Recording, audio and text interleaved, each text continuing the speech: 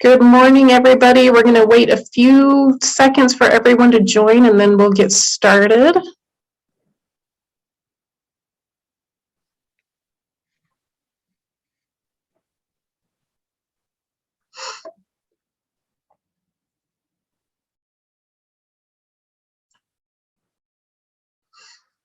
All right, I think we're going to go ahead and get started. Welcome, everybody. Good morning. My name is Maria Loftus with the Salt Lake Chamber, and we want to welcome you to our professional development series. Today, we are thrilled to have Chris Hayes with us. She'll be speaking on change management, a model for understanding and overcoming resistance to change. Chris has spent the last 30 years in her career working in diverse industries, partnering with hundreds of organizations, helping them improve the way they improve. She's built her career around the practice that good leaders plan for the right culture. Chris has partnered with organizations from Fortune 100 to two-man shops and provides practical experience that ranges from the shop floor to the boardroom. We are thrilled to have Chris with us today. If you have questions, please pop them into the Q&A or in the chat, and we'll get to those questions when we can. Chris, welcome. Thank you. Thank you. You can hear me okay still, right? I had something unplugged. Can you hear me still okay? Yes. Okay. Thanks, Maria. Sorry about that. Hello, everybody. I am so thrilled to be here. I am so appreciative of Maria and Marissa letting me take some of my time to share some of the things that I'm passionate about. So we've got a short session. It's about an hour, hour and a half. And we're going to talk about some fun stuff in change management. So just to give you an idea of who's on this screen in front of you today, my name is Christiana Hayes, or Chris is what I go by for short. I've been around the industry block, so to say, filling executive management positions in various companies, various industries, as Maria said, over 30 years now. It seems like it was just yesterday. As the CEO of a global consulting firm a little bit ago, one of the only 34 Shingo affiliates in the world, and as a board member of both ASQ, American Society for Quality, and AAI Airline Ambassadors, I've had the opportunity to keynote in 8 countries. I've authored over 50 global publications as well. I earned my MBA from the University of South Dakota, and my undergrad is actually in business and project management, which has a lot to do with change, from Colorado Tech. So throughout my career, what I did learn is that I am pretty good at test taking. And so on the screen, you can see some certifications that I put some effort into over the years in different disciplines, HR, project management, some quality stuff, and whatnot. But right now, I am the Chief Operating Officer of Impact Utah, and I have the extreme pleasure to be working with an amazing team of individuals there. We are a nonprofit organization, and our whole purpose is to serve Utah companies. So I promise I'm not going to give you a lengthy sales pitch for what we're here to help companies with as Impact Utah, but I think I would be remiss if I didn't at least spend 2 minutes to point out a few of the things that we do that might be of interest to some of you, either today or in the future at some point. I always like to raise awareness because Impact Utah is one of the best kept secrets in Utah. Nobody knows who we are, but we do great things with our partners, our manufacturers. So at Impact Utah, we coach, we educate, and we instruct specifically for impacts. And what does that mean? It simply means that the services that we provide, we ensure that every one of those that we offer is specifically designed to provide some sort of positive impact or value to you as an individual or to your company. We offer services in 5 main categories: leadership and strategy. That emphasis is on the importance of leading with purpose. We have a piece in the revenue acceleration, and that's focused on improving your top line, growth in sales, those kind of things. We have a whole slew and suite of continuous improvement offerings that focus really on the bottom line. We have a supply chain category of offerings. And then finally, but certainly I believe the most important, is our workforce solutions that focus on developing, engaging, motivating our team members, and which our topic today is actually a perfect fit for. We're different, and we hope this presentation will do justice in showing you just a little bit about who we are. And with that brief introduction, let's jump into what you're here for. So I'm going to break up today's session into 3 sections. I hope that there are at least a few of you, I can't see you, which I hate, but I hope there's at least a few of you today that recognize maybe a bit of music nostalgia. I'm calling part 1, Waiting on the World to Change, Why Manage Change. Part 2 is called Changes, Why People Resist Change, or do they? And the third part of this session is called You Say You Want a Revolution, Overcoming Resistance. Let's do a quick exercise to start things off. I'm not a real big PowerPoint to death kind of person, so if I were in front of you, we'd be moving all about. But you can do this in the comfort of wherever you're at, in your home or your office or whatever. But what I want you to do, and I don't want you to think about this, I want you to cross your arms like the gal in the photo. Only smile. She's not smiling. And doesn't she look really mean? I'm sorry, I couldn't find a better picture of somebody smiling and doing the same things, but do that just naturally. Take notice of the hand that's tucked in with the back of your hand on the arm. And then which one, is it your right or your left, where the palm is up on the arm? The way you did that should feel natural. After all, you've probably been folding your arms that way for a lot of years, right?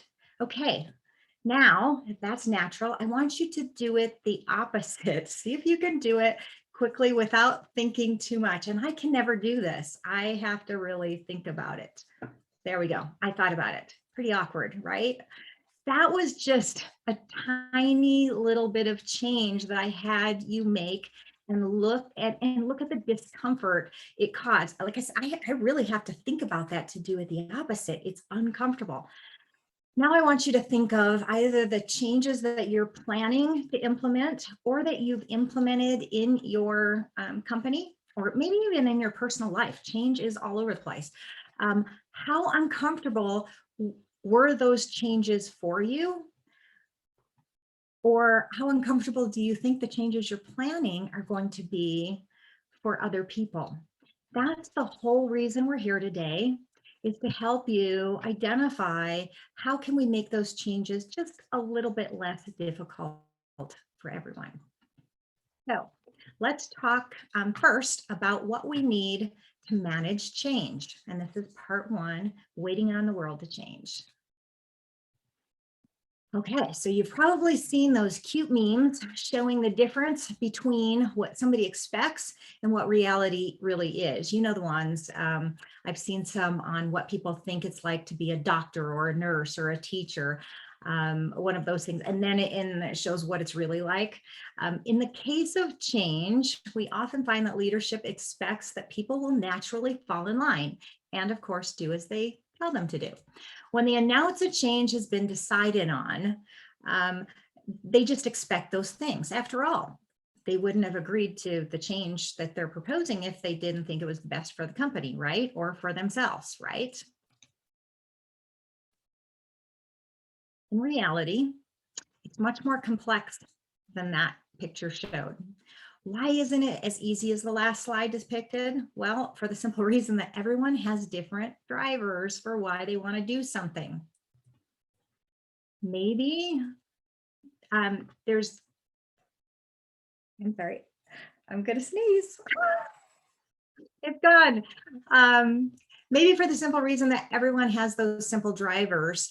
And maybe that's the reason that most research shows, if you look, you could Google and you'll see the same percentage all over the place. 70%, over 70% of change efforts fail. That's a lot of failed efforts. Tom Malone, the executive that drove Milliken, I don't know if you know the company, they're a huge textile company. he drove them to earn what's called the Malcolm Baldrige Award. It's a quality management system, and it's a pretty big deal out there in the world. He realized through that effort that the change implementation itself really wasn't the hard part. That piece was more easy than the part of the soft stuff. That was the hard stuff, but also it was the most important stuff because he realized that change is 90% about people. We have to keep people in mind. If you can't get the people part right, then even if the implementation goes well, even if you have the perfect project plan for that, the success of the change is probably pretty doomed. But why is it so hard? Let's take a look at part 2. There are many, many more than 50 reasons that we can find for why a person will tell you that they're not on board with the changes you're proposing, whatever that is. We could probably find 200 if we really wanted to count. And that's if they tell you anything at all. Most people won't even tell you that they don't agree. But does everyone resist change? Some different articles, some studies, they tell you that they do, but I don't know that that's the case. So let's start this session off, the guts of this, by stating that there are 3 basic types of people that exist when it comes to change. The first we call the pioneers. These are sometimes called early adopters. You've probably heard that term. These are the people that embrace change. You don't need to persuade these people too much to get on board. Whenever you offer a change or you come up with some new thing, they pretty much jump on board with you. The pioneers are typically influencers though, and they get other people to follow them. You want to spend a lot of time with these people early on to inspire them with your vision. They're gonna be more likely to jump on board anyway, but these are the ones you want to spend the time with. The next group, we call them the settlers. These are watch and see people. They aren't necessarily the first to volunteer, but they will follow if they have a good person to lead them. Until then, though, they settle kind of for the status quo and they just kind of wait and see what others are going to do. That's the settlers. Now, the third group, I love this group. I don't really love this group, but I love that we have a way to deal with them. We call them the cave dwellers. And CAVE is an acronym and it stands for Citizens Against Virtually Everything. You know them. As a matter of fact, you might be able to admit that maybe you're one of them. I don't know. These are the ones that speak loudly even when they're not talking. They speak loudly whether they're talking or not. They might be actively resisting by complaining, so they might have their mouth moving, but they also may be silently resisting by the use of non-cooperation. You've probably met a few of these in your lives, let alone in anything that you've tried to do.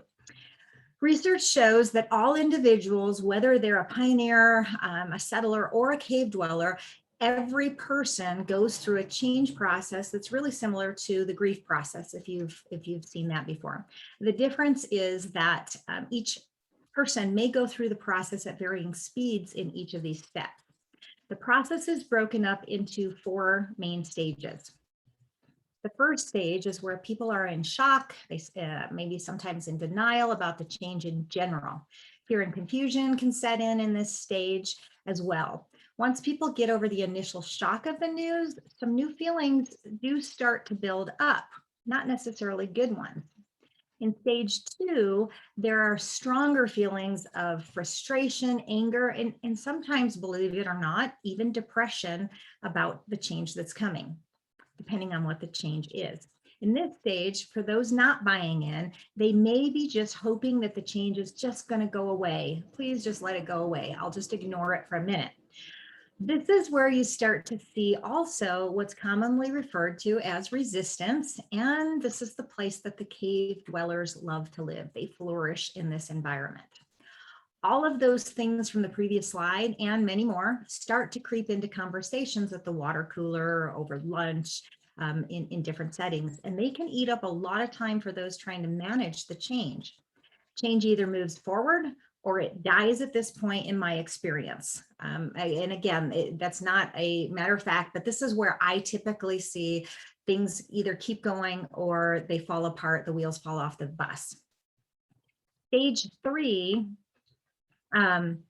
if the change is going to proceed, eventually occurs. At this point, when people see and start to realize that things are not going to go away, you may start to see them give it a try. They'll dabble a little bit. Okay, fine, I'll do it a little bit grudgingly. But with a little bit of experimentation, they see how the change can be integrated into their work. Stage 4 is when the benefits of the change start to be realized and acceptance of the change is achieved typically. With acceptance, of course, becomes confidence, and the change is declared a success at this point. Those are the stages of change.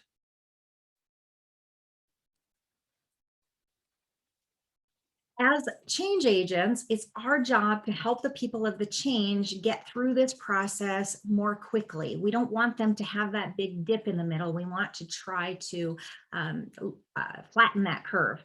For pioneers, our influencers, we won't have to spend as much time helping them maneuver the stages of the change because that's really where they're comfortable anyway. Our role is going to be to fully support them in influencing others to follow them. There's a great book out there if you've ever read it. It's called Motivators or Multipliers. Sorry, not Motivators, Multipliers, and it's really just this. Go spend a lot of time with those early adopters, with those pioneers, and make them feel really comfortable to go talk to other people. They will influence them much better than we ever will. Again, we want to put most of our attention on the pioneers. Now, for the settlers, we may not see resistance, but we won't necessarily see movement forward either unless we put effort into helping them see what we call the WIFM. I'm sure you've heard that before, WIIFM, and it stands for what's in it for me. We have to be able to help them understand why they would want to move forward, because they're going to be hanging out at the bottom of this curve until somebody pushes them or something pushes them just a little bit to get them moving. This is where your payoff comes in for spending all that time with those pioneers. Now, the third group are cave dwellers. They may need a little bit different tactic. Our job with these folks is to help shallow the depression of the change curve and accelerate their acceptance of the change. But oh, if it were only that easy, right? How do we get those cave dwellers to quit resisting? Well, as it turns out, there's some science that these resistors aren't really resisting at all. I know that's kind of a shock because that's what I grew up with, these people that resist, but that's not what they're doing. They're really just stuck in a state of fear that manifests itself in the outward result of what appears to be resistance.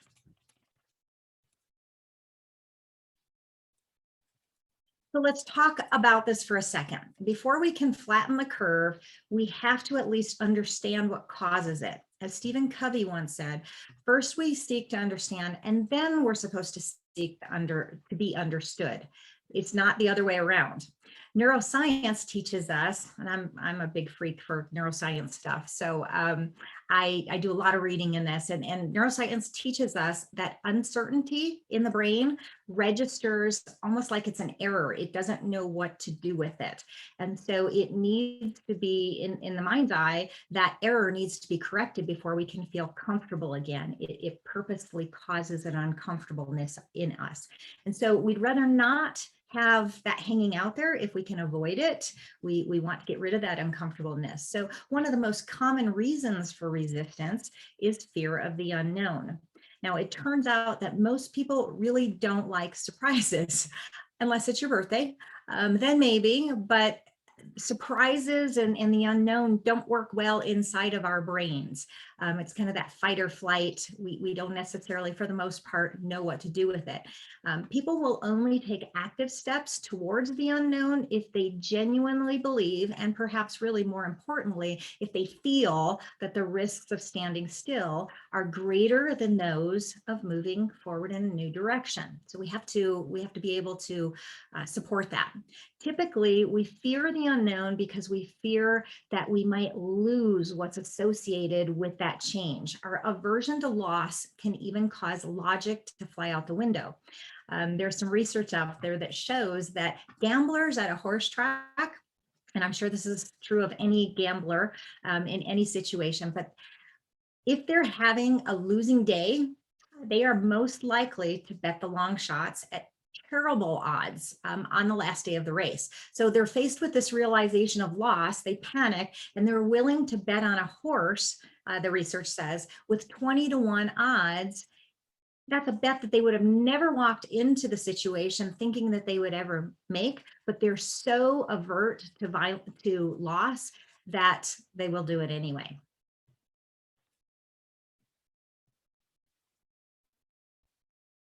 There we go. According, and you guys have probably seen Maslow's hierarchy of needs, but according to that need, which we won't go into detail here, that's a whole nother class, security and safety are among the 6 basic needs of all humans. And it's really second only to food, water, warmth, the stuff at in this bottom gray area are physiological needs.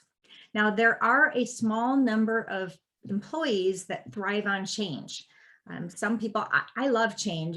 I hate boredom more than I hate change. And so I love it, but most people do not. Uncertainty gives them, some people, that adrenaline rush, and then others, the majority of the people, change is really seen as challenging at the best and impossible at the worst. There's like anxiety over change for many people, and we're going to talk about why. So as it turns out, people really aren't afraid of or resisting change at all. They're afraid of loss. But what loss are we talking about? Well, there's lots of different loss categories that we could talk about. And every single one is really personal to each individual, but there are a few that are pretty common. We're going to go through just 5 of them, and that should at least get you on the right track to understanding what's going on in the background of somebody. Some of these you may recognize right off the bat, and others you may not even realize that there was ever concern around them. So the first one, and these are not in any particular order at all, none more important than the others. The first one is fearing the loss of a person's status. We all tend to take our position in the social hierarchy, which whatever we perceive that to be, and it is perception, very much for granted until it's gone. So we're real comfortable, we don't think about it, and then all of a sudden, if it flips, then we have a problem. We don't mind it going in the other direction, raising our standard. We've got a promotion, we are seen in a higher status, because that's nice to feel we're coming up in the world, so to say. But when we feel, whether it's justifiable or not, that we've dropped a notch or 2 or 10 in our eyes, it can feel us an almost physical blow. It actually hurts. If you've ever had this happen, whether you lost a job, you got demoted, maybe in your family structure, your position changed, whatever that, it physically can hurt. What this means is that when your standing changes in a negative way, even when this is only in your own mind, rather than how others perceive us, we're both physically and emotionally affected. And that can cause people some pretty big anxiety. Loss of expertise connects with our fear of failure. This fear works closely with the need for perfection, and it makes us worry about not getting things right. It makes sense that the best way to avoid the pain of failing is really just don't do anything at all. Just ignore it and stay status quo. Yeah, failure is really the only way to succeed. We know that now. I think of the number of failed light bulb attempts before Edison found the one that worked, or any other number of successful people in the world. Successful people often have a list of failed attempts behind them. It's the way we learn. We know that, but most people don't have past experiences that tell them that failure is okay. This is something that they have to learn, that we have to prove to them. And so this can be crippling for some people. Think about a 20-year veteran in your company, for instance, that's now faced with the possibility of having to ask someone else, especially if that person is younger or less mature or experienced, if they have to ask them for help. It certainly can mess with your mind just a little bit if you have to do that.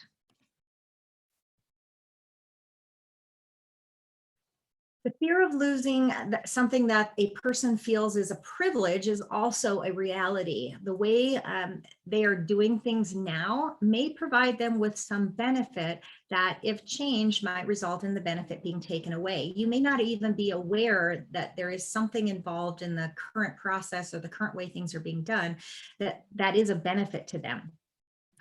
So what begins as a privilege turns pretty quickly to an expectation, and one that, many fear losing. One thing that, this year and I guess it's year and a half now, if there's one thing that it's taught us is that we can do things we never thought we could, like working from the comfort of our home and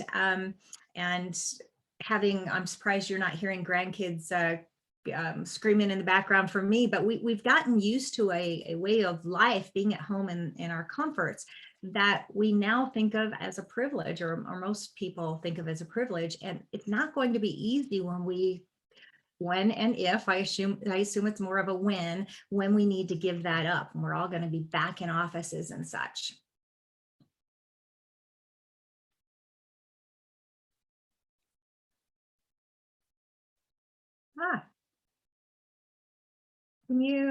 My screen just went blank. We can still see it. Okay. All right, here we go. The fourth loss, I'm just going to pretend I can see it. It doesn't, this is the loss of purpose, if I remember my slides right. Fear of loss of purpose. When things change around people because they fear that unknown, because the brain says there's an error, they may not understand how the change is going to affect them and whether they are going to be relevant at all in this new changed world. Maybe they used to be the go-to guy or gal, and with that change, they fear that they won't be that anymore. When we don't know what will happen, we conjure up all sorts of stories. We tell ourselves about all the bad things that we think are sure to happen, but even though most of them really never do come true, it's still in our head. So you can see how this fear of loss can connect deeply with the others, including the fear of losing your job, which is our fifth loss.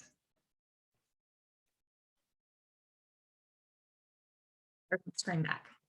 Aside from the obvious financial anguish that losing a job can cause, the stress of losing a job, or even thinking that you might lose it, can take a really heavy toll on a person's mood, their relationships, their overall mental and emotional health. Our jobs are often more than just the way we make a living. They influence us.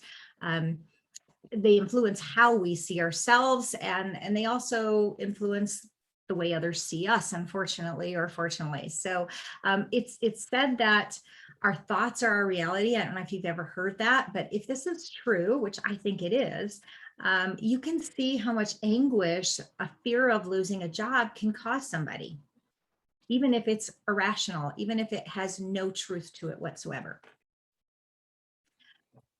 Failure of change is often blamed on bad management of change. So it's the way we did it, but it's really not the implementation of the change that is managed badly at all. It's really the poor management of people's fears. It's all about fears. Remember, people don't resist per se, they're afraid of something. And so it's really about how we manage those fears, which is that beating heart of the resistance to change. The good news? The good news is that humans are actually pretty adaptive. We're pretty resilient if you can help them manage their expectations, their fears, and their mindsets as well. So part 3, you say you want a revolution.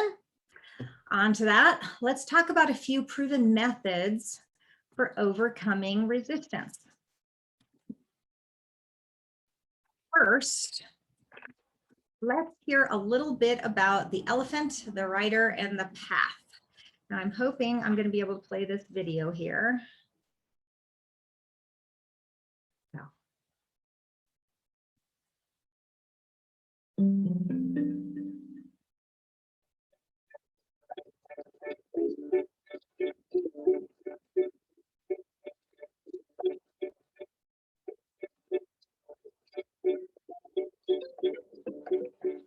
Psychologists know that there are two systems in our brains, the rational system and the emotional system. Jonathan Haidt, who's a psychologist. Oh. Was that not coming through? The audio is just a little Okay. stilted. Let me fix that. Hang on. Choppy, thank you. That's a better word. We want this to be right. So hang on one second. Let me. And okay, let's try this again. At NYU came up with a great analogy for these two systems. He said, think of your brain as a human rider atop an elephant. The rider represents the rational system. That's the part of us that plans and problem solves. The rider might do some analyzing and decide, hey, I want to go that way. But it's the elephant, representing the emotional system, that provides the power for the journey. The rider can try to lead the elephant or drag the elephant, but if these two ever disagree, who would you bet on? The elephant has a 6-ton weight advantage, and it's exactly that power imbalance that makes adopting new behaviors very hard. If you want this duo to head a new direction, you also need to think about the path, which represents the external environment. This duo is more likely to complete a journey if you can shorten the distance and remove any obstacles in their way. So bottom line, if you want to lead change, you've got to do 3 things. Give direction to the rider, knowledge of how to get to the destination. You've got to motivate the elephant, which means tapping into emotion.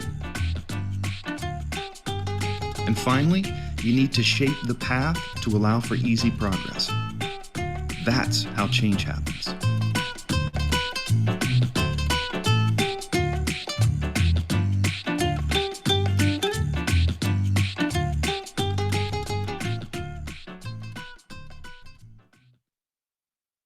Okay, I hope that came through a little bit. Whoops. Did that? You guys able to hear that okay? Yes, thank you. Okay, perfect. All right.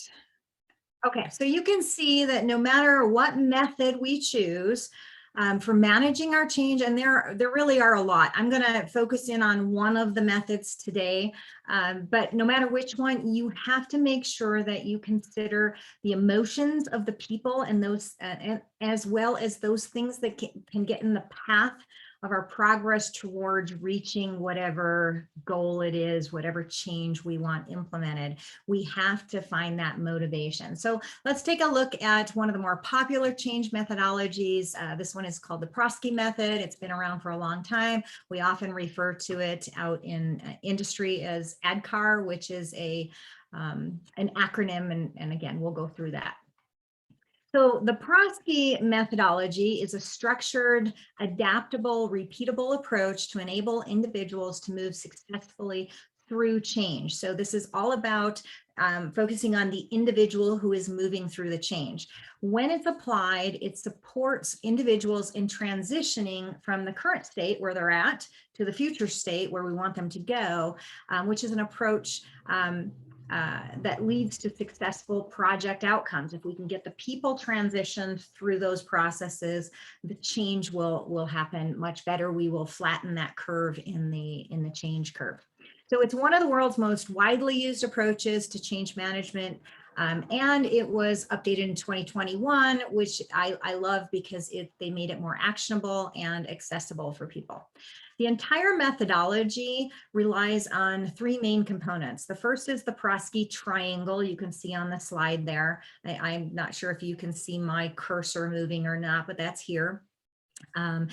We call it the change triangle model or the PCT model, all of those you may have heard. And this serves as a powerful framework for connecting the most critical aspects of change. The aspects that we're talking about are, and you can't see them on the triangle there, but each point would have leadership or sponsorship. Another point would be project management. And then the third is the change management piece. The second piece of the Prosky methodology are these 3 phases. It's a 3-phase process for driving change at the organizational level. And then the third portion of this is the Adcar model itself here in the middle. Adcar is just an acronym that guides individuals through the elements needed to make a change. Again, this is the piece that focuses on the person. And by the way, it's really powerful for you to use in your personal life. So if there's some change you want to make, you want to be healthier, you want to eat healthier, you want to exercise more, whatever your change that you're looking to put into place, the Adcar model is kind of a good one. I use several different ones, but this is the one that I like for the individual focus. You can use it anywhere. So because we only have a little bit of time today, we're not going to spend a lot of time discussing the entire methodology, but what I do want to spend time talking about is the Adcar model itself as part of the methodology that is going to most closely tie to what we've already been talking about in the session. And it's the process that can be used no matter what kind of change you're making, organizational or otherwise. Like I mentioned, you can use this on a personal level as well.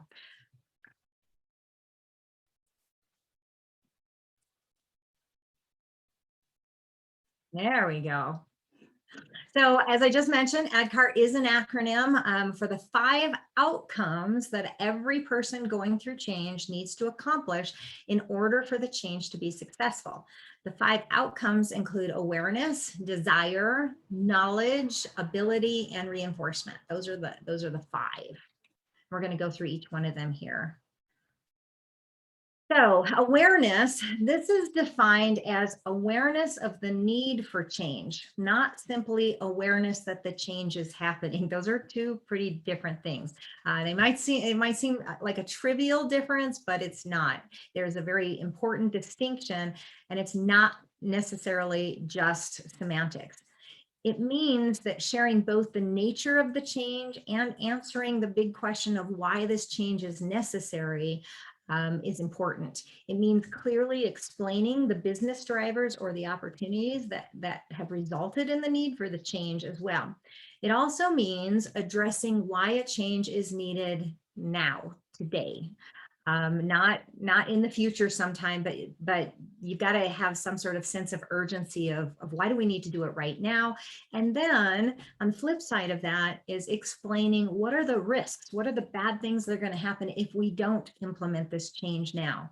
If you're doing this on a personal level, let's go with I want to lose 40 pounds. I need to convince myself of why I need to do it and why it has to be now. And so you might have to have some self-talk there, or even discuss with your doctor or whatever. But it really is important that we understand why it has to be now and what bad things are going to happen if we don't do it now. To click in our brain, kind of that flight or fight kind of I think, again, I told you I love neuroscience, so everything to me is the brain working. So some example activities for building awareness. You can have, and I'm going back to more of the organizational examples here, but you can instill sponsor messages. So if in your company, the CEO is the sponsor of this change, then messages coming directly from that person or that group of people can be really important. Managers' conversations can also be pretty critical. And again, the titles might be different in your company, but hearing people talk about the change in general conversations, it can be important, especially if it's coming from above. And then, of course, we do need some sort of general employee communications that are going to tell people what we're doing, why we're doing it, all of those things. So on to desire. Once an individual has an understanding of why a change is needed, the next step in successful change is making a personal decision. So this is the person making a personal decision to support and participate in the change. Now, achieving this seemingly simple little milestone is not quite as easy as it sounds, and it's often the most challenging part of change altogether. Awareness in and of itself, it really doesn't result in desire. We can be aware of something, but it doesn't make us want to do it. Desire is difficult because it's ultimately a personal decision, and it's not under our direct control as the people, the change agents. So we can't make somebody want to do it. We have some activities and some methods for trying to motivate people, but it's not in our control. So there's lots of ways we can try and influence a person's decision to embrace the change, but in the end, it really does come down to the individual experiences. And with awareness, or as with an awareness, I should say, desire is only achieved when the individual says to us, I will be part of this. They have to, you have to almost hear them say it. Yep, I'm going to do it. There's a commitment piece of it. So there's certain tactics that you can use to help build desire. I said there's some skills or some ways to influence people. One of the ways is an active and visible primary sponsor. So we already talked about in the awareness piece that having the sponsor, a sponsor, communicate things is important. But having an active and visible primary sponsor in the change, actually being part of it, can help people come to the conclusion that, yeah, maybe this is something I want to do. Personal engagement by coaches.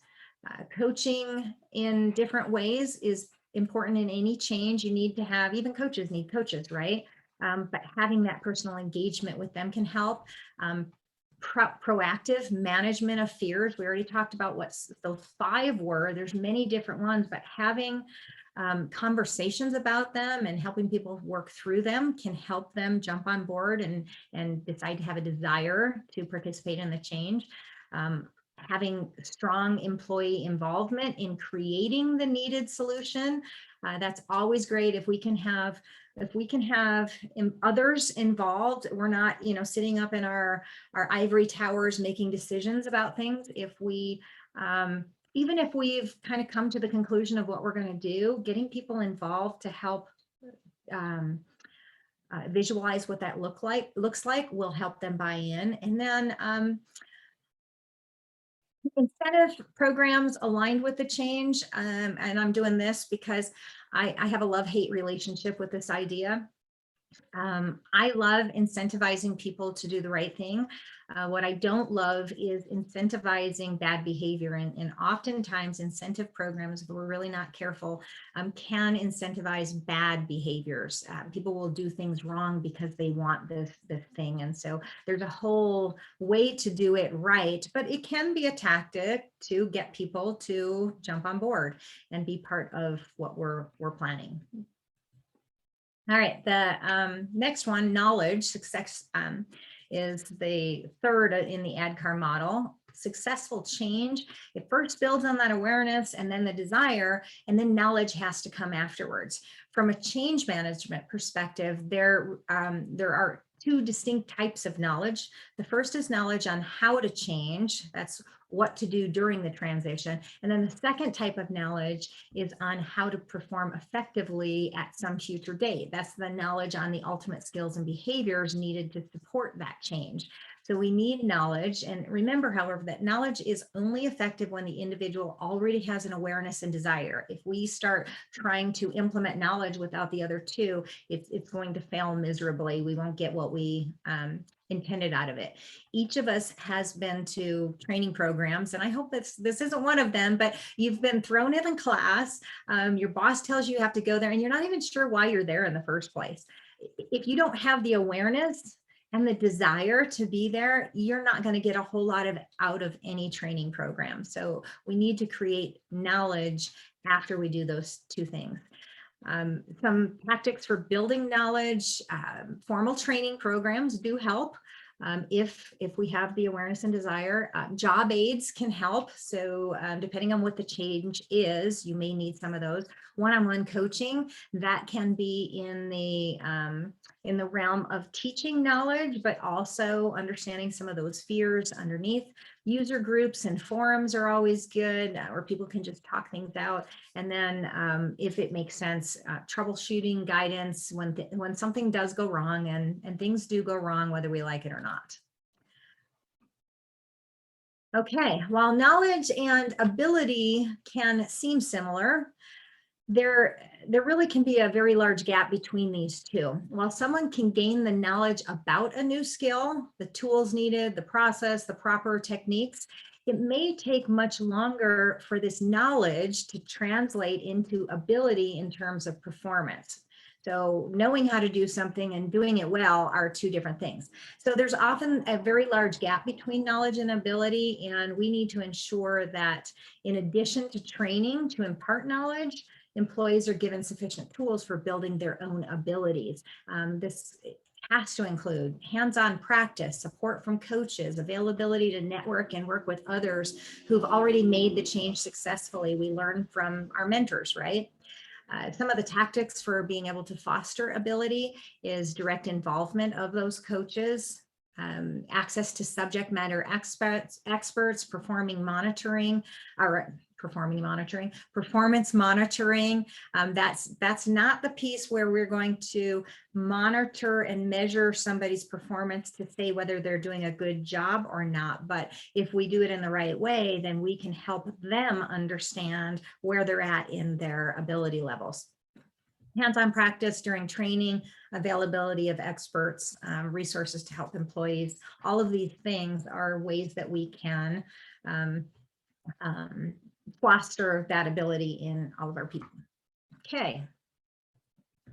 Last, the fifth in the Adcar model is reinforcement.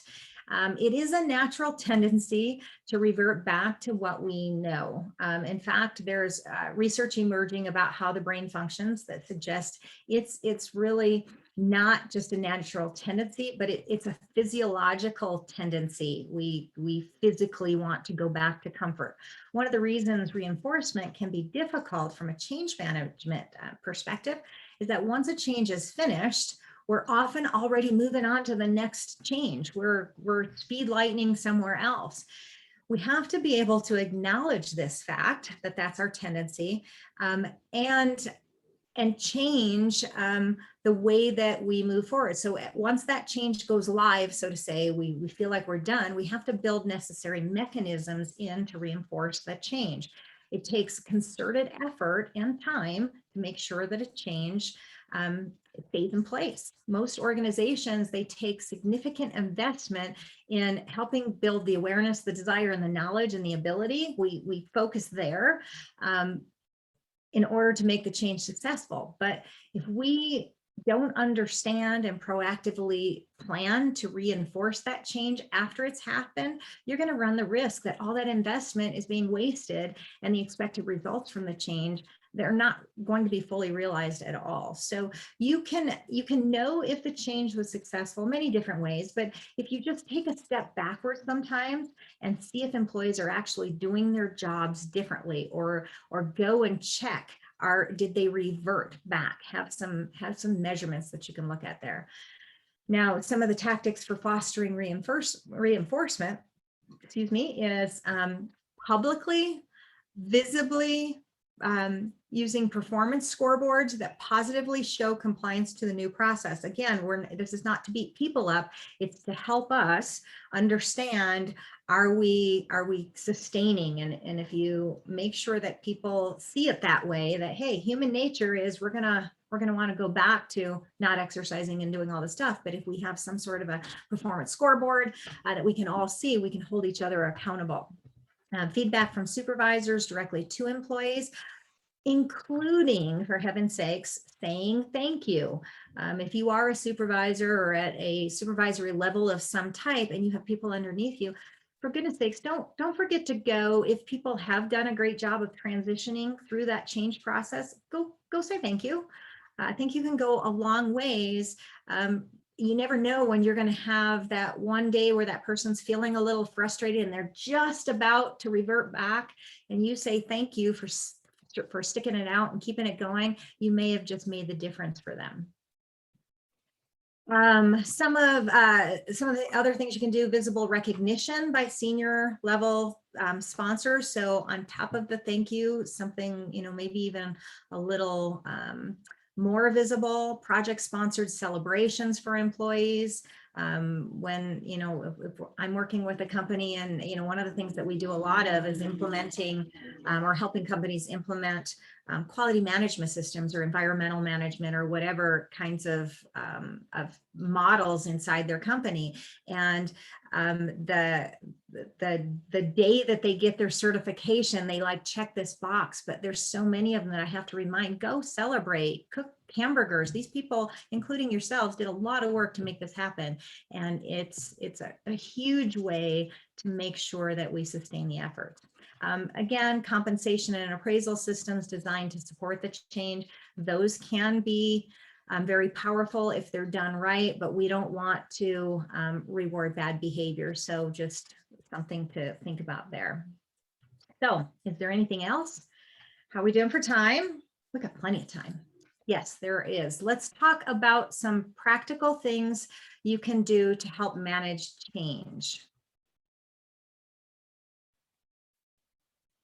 So first thing, start at the top, because change is inherently unsettling for people at all levels of the organization. When it's on the horizon, all eyes are going to turn to senior leadership and the leadership team for strength, support, and direction. The leaders themselves, don't forget this, the leaders themselves, they have to embrace these new approaches first, both to challenge and to motivate the rest of the workforce.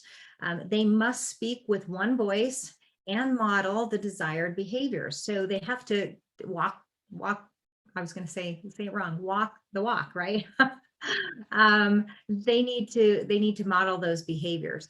They have to speak with one voice, but remember that the executive team also needs to understand that, even though in the public face they have one voice, and of course you should always have unity, the leadership team can too be composed of individuals that are going through some stressful times with this change, and they may need to be supported as well.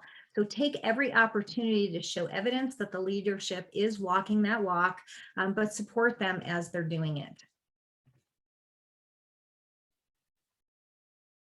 Too often, change leaders make the mistake of believing that others understand the issues, that they feel the need to change, and that they see the new direction as clearly as they do. We talk a little bit about that. The best change programs reinforce core messages through regular, timely advice that's both inspirational and practical. You need both.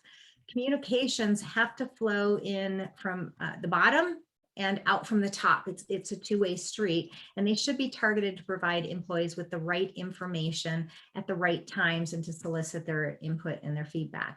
Often this is going to require over communication through multiple redundant channels, but is there ever such a thing as over communication? Yeah, you've been over communicated. It said no employee ever. More is always better. In the late 1990s, the commissioner of the IRS, what's his name? Rosati, I think it was Rosati. He had this vision, and I don't know about for the rest of you, but I personally have seen a difference. But he had this vision that the IRS would actually treat taxpayers as if they were their customers, and he was going to turn this fear-based bureaucracy into a world-class service organization. Now, again, everybody has different experiences, but over the years, because I've had interactions for my business as well as a couple of even personal interactions, I do see a difference. So that was his vision, and getting he had over 100,000 employees. And he had to get them to think and act differently. And that required more than just some systems redesign and process change, right?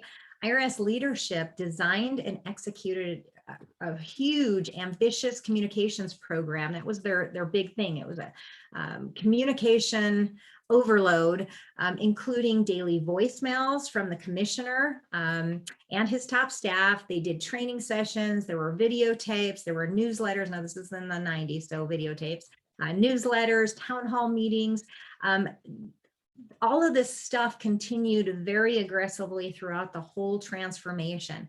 Timely, constant, practical communication really was at the heart of the program that they were trying to put in. And it's really what brought, this is what they, the IRS executives at the time, this is what they contributed their customer ratings from what was the lowest in various surveys that they took to a current rating, which is actually surprisingly like that of McDonald's and most of the airlines. Now, take that for a grain of salt. I don't know where that sits specifically, but that's a huge undertaking. And that wasn't like implementing a quality management system, or we're going to use a new ERP system or a new software. That wasn't that kind of change. That was like a culture change. How are we going to be different? How are we going to get people to see us differently? So communicate, communicate, communicate. That's the message there. Of all the things that can boost emotions, motivation, and the perceptions during a workday, the single most important is making progress in meaningful work. And it's all about that progress. That's the key word there. The more frequently people experience that sense of moving forward, the more likely they are to want to continue it. The power of progress in the form of small wins is fundamental to human nature. It's how we tick. But there aren't a lot of managers or supervisors out there that understand it or even know how to leverage those small wins to boost motivation. So the small win represents a change strategy that involves perceptual focus, a more local, immediate, and less risky activities as well. As a result, those small wins appear less formidable when a large change is happening. So we're just going to go for this little thing instead of this, eat the elephant one bite at a time kind of philosophy. When you're implementing a change, a smaller phased approach can sometimes take a little bit of the fear of the unknown away. And remember, that's what's stopping. That's what we're seeing as resistance, and we don't want that. So small wins, we call that the progress principle.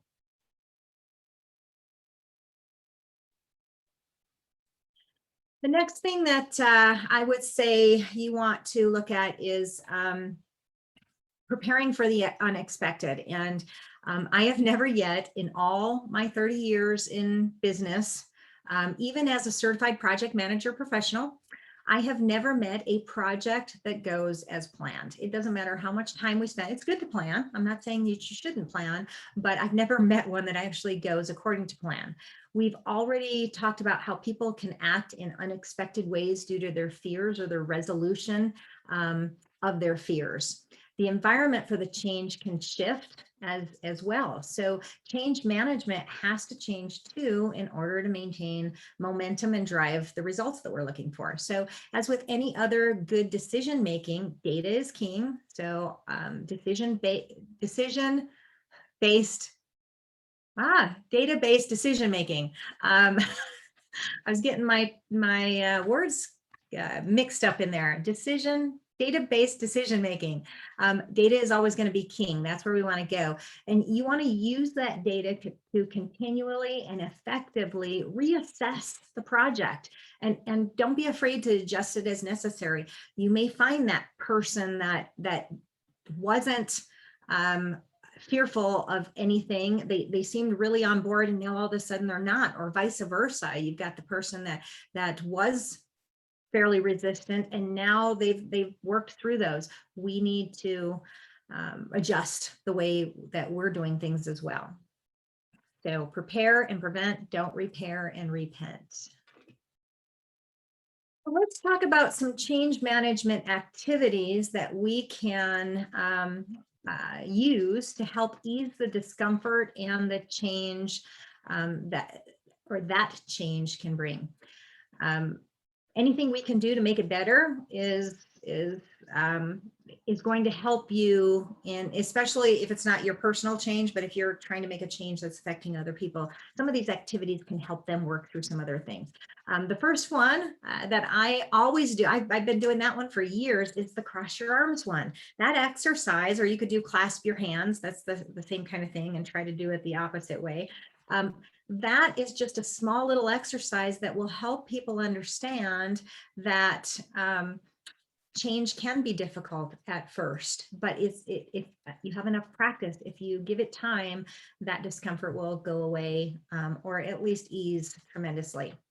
This one that is on the screen is called the fishbowl exercise. I've used this one a lot in the past too, and you may recognize some of these exercises from different names. You may recognize some of these exercises in different environments. A couple of them are some quality tools that I've used, but I've heard this one called roundtable discussions, but that's basically what it is. We call it a fishbowl because you're putting everybody in a fishbowl, but the fishbowl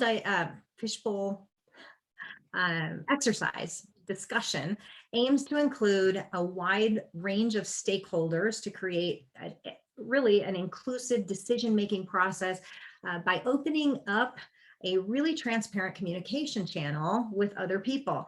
It's a roundtable discussion, if you've heard of that term, and it usually consists of prime stakeholders, so the people that are the most affected, and then we include a larger group of stakeholders witnessing it.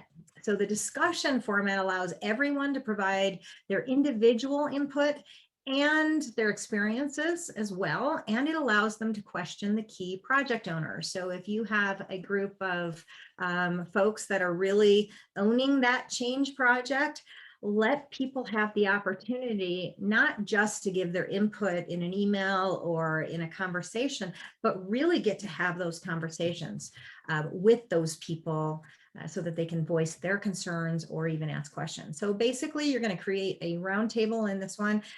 Typically, we do about 8 chairs with 2 chairs being empty. You may not have done it this way before. What this does, so 8 chairs around a circle, 2 chairs are empty, so that leaves 6 people there to discuss the change. The remaining participants, and you shouldn't have too many, so you don't want like a huge group, but you want to have, I would say no more than maybe 5 or 6 that are going to be called observers, and they're going to stand behind the round table chairs. The moderator of the round table in this exercise, or sometimes we call them a facilitator, what they're going to do is they're going to initiate the exercise first by giving a brief presentation, maybe if you want to go more formal, or at least a description about the change that's coming about, and then the rules of the exercise. And those are that we're going to, first of all, pick 2 people to take notes. One person will always mix something, and if you have 2, that gives them the opportunity to be part of the conversation as well. So 6 participants at random, or you're going to pre-select, are going to start the discussion. So you could have, if it was a project team, you could have the 6 that are on the project team be the 6 in the circle, or you can just randomly select it and they're going to start the discussion. If another person that is an observer wants to make some sort of contribution to the discussion, the rule is that they have to take a seat in one of those vacant seats, and they're going to present their view. Once they're done, they're going to jump back up and leave a seat empty for somebody else. If by chance, I've never had this happen yet, but if by chance there are no volunteers, everybody's outside of the circle and they don't want to say anything, then the moderator is going to have to ask those observers for their feedback. And the chair, the purpose that is, it's kind of like the talking stick, right? You're only going to introduce up to 2 new people into the discussion so that they can have their voice, but everybody else has to be silent outside of that. So vary the time for the exercise based on the change that you're proposing. If it's just something really simple, then obviously you don't have to do this for a longer time. But if it is more complex, or it's more resisted, if there's a lot of fear and emotion involved, you may want to have this with a little bit more time given. One of the keys here, make sure that the project team or the sponsor of the project, the change project, is involved. So you don't want to have this with a group of supervisors and then the people that are making the decisions aren't present. This is their time to have conversations with people that they don't necessarily typically hear their voices. So vary the time based on that.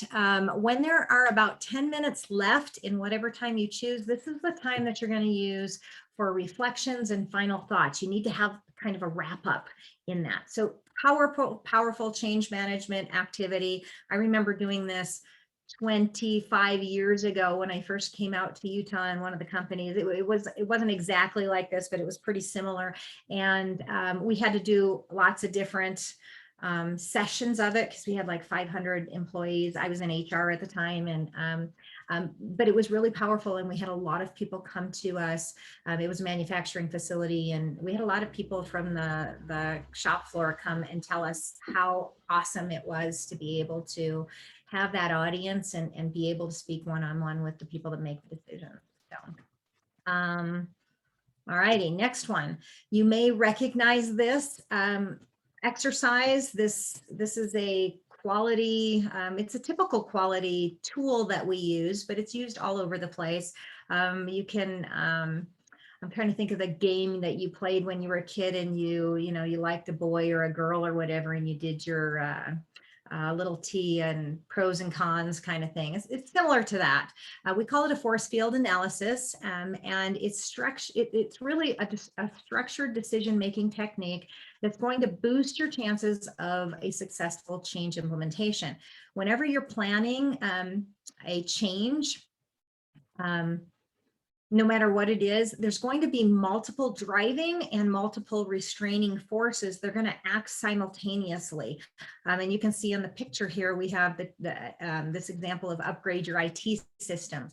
Forces against it and forces for it. Now you can just have a list. In this example, and I like this, we rank the different forces with how likely they are to impact whatever it is that we're doing. So the main objective is to balance these forces in a way that the potency of the driving forces exceeds the restraining. So it's an exercise that we do with people, and the process is basically you're going to write an upcoming change that you want to manage on a whiteboard or on a paper or whatnot. You can see, like I said, upgrade your IT systems in this example.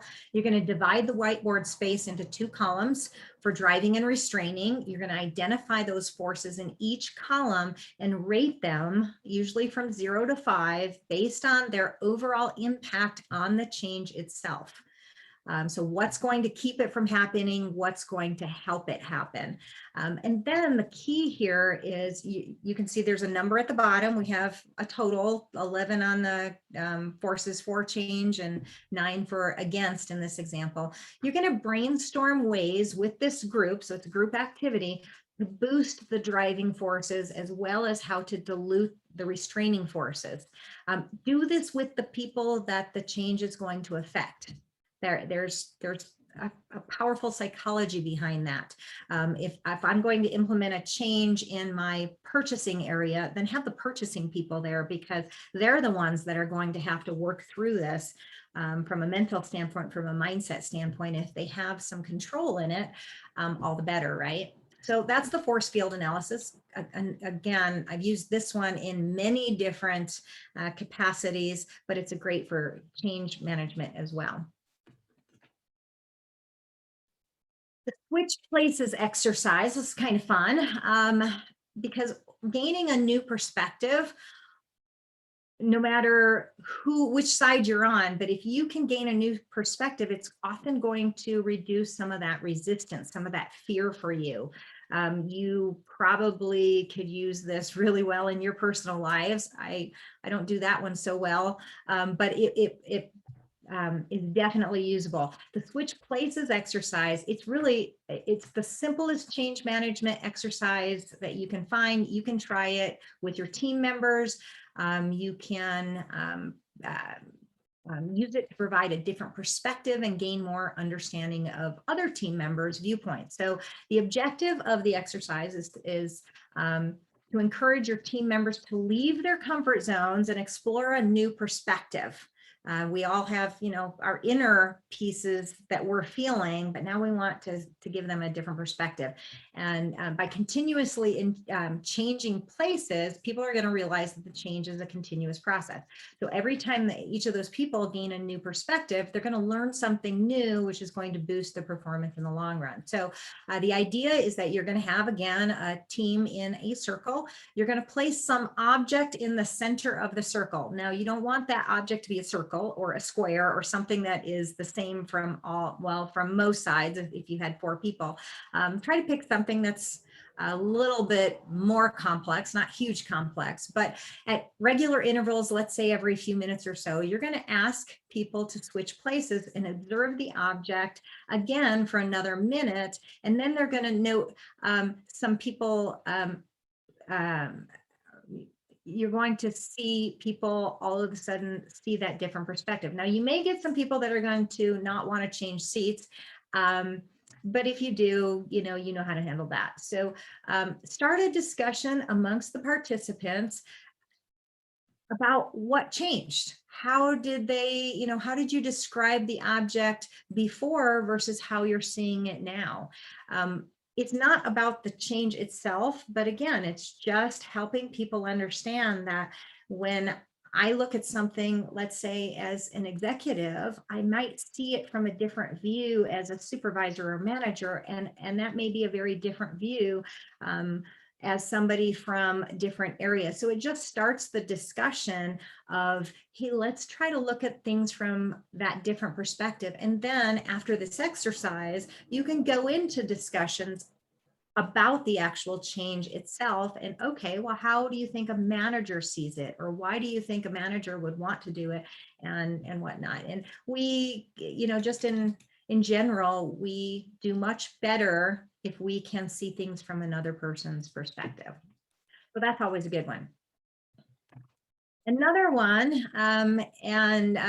again, we use it in different ways. When I work with companies on strategy planning, we use what's called a RACI diagram, our ACI. We just changed ours at Impact Utah. We have one to a Rocky, our OCI. The RACI diagram stands for responsible, accountable, consulted, and informed. Those are the 4 categories. Our A turned to an O of who owns it. So either one is right, but there's really a strong chance of your change initiatives failing if your team isn't clear on the roles in the change management process. So there's lots of things that are going to happen as you run through this process. You can lean on that RACI matrix to provide those clarities. So like you see on the screen, you have different steps or different activities that have to happen. That's down the left-hand side there. You have different roles across the top. These are actual positions. And then in the boxes underneath for task 1, for instance, we see that the project manager is both accountable and responsible to make sure that task happens, but they need to consult the project executive and the business analyst. And by consult, what that means is we don't make a decision until we've at least gotten some input. And then the technical architect and the application developers, we can do that task, but we need to make sure that we inform those 2 people or those 2 positions that it's done. So that's how the RACI diagram works. And again, it's just a really powerful activity that prevents any conflicts or confusions that can arise in a team.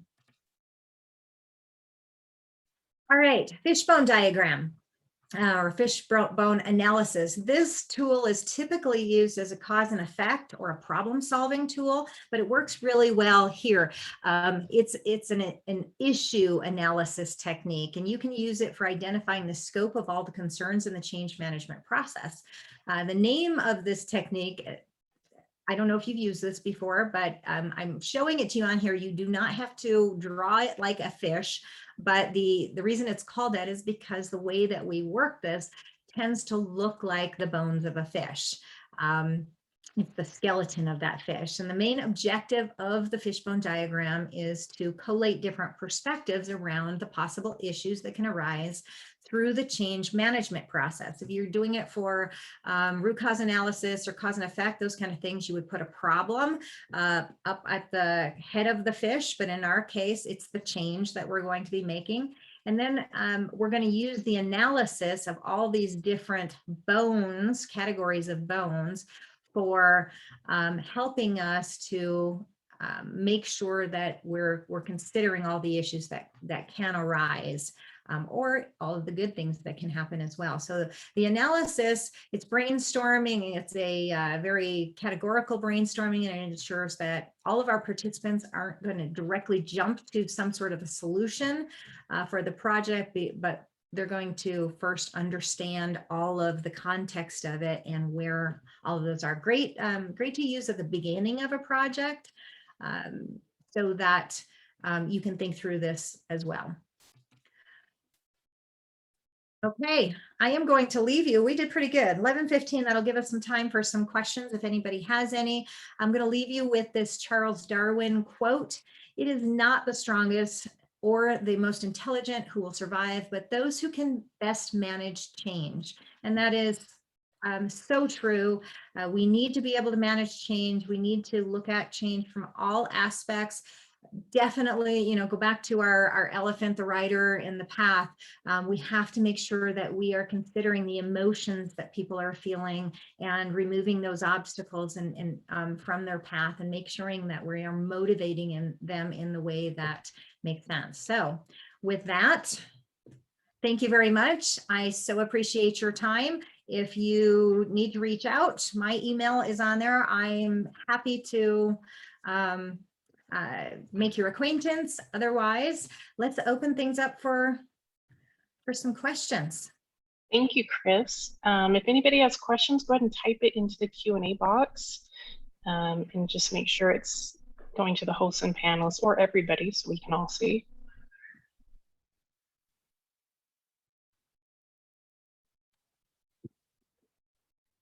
There's no questions. That means I did a really good job, right? Nobody. You did do a very good job. That was very interesting. We'll wait just another second if anybody has any questions. I'm not seeing any come through. Okay. Chris, we have your information. For the attendees, we are going to send this recording out. So we'll send a link to all the attendees so you can watch this again. Chris, thank you so much for this. This was fantastic. I learned a lot, and I think everyone else did too. And we will continue to keep everyone informed about upcoming professional development events. And once again, Chris, thank you, and everybody enjoy the rest of your day. Thanks, Maria. Thanks, Marissa. Bye, everybody. It was Bye. great. Take care.